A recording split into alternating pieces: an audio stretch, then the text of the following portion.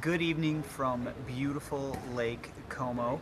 I wanted to share a couple thoughts with you on the VIX as of late. The first item being the huge moves in the VIX in relative terms. Really, we're only talking about in absolute terms, maybe 1.5 vol points, which is really no big deal until you consider that we're really in percentage terms talking about 10 to 15% moves on what really amount to half-point moves in the S&P 500. At one point last week, the S&P moved down, I think, 0.5%, about 10 points or so, and the VIX was up correspondingly over that brief period by a factor of over a point, I believe. So we're talking about a 12-13% move on a 0.5% move in the VIX. So we're getting a huge multiplier here. So that's something just to keep in mind.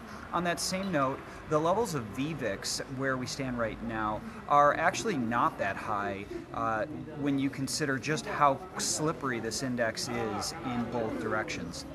The last point I want to make relates to last Friday, Jobs Friday, November 3rd, and the movement that we saw in spot VIX was quite interesting in so much as we saw just a steady bleed off. It started out in the, I believe, like 9 3/4 region, which was the lower part of the sort of support and resistance bands that we had mentioned.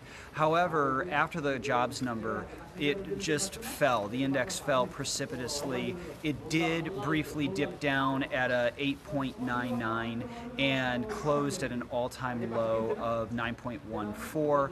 It has since rebounded, and earlier in today's session, today being November 7th, we actually got up above the 10 handle mark again. But this really speaks to the fact that this is a very, very slippery index in percentage terms, and especially in relation to how minuscule the moves have been in underlying SPX. So for those looking for some activity, you might consider VVIX.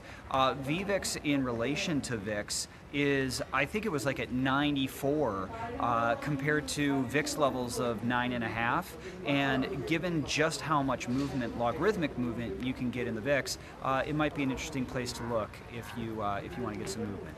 Thank you.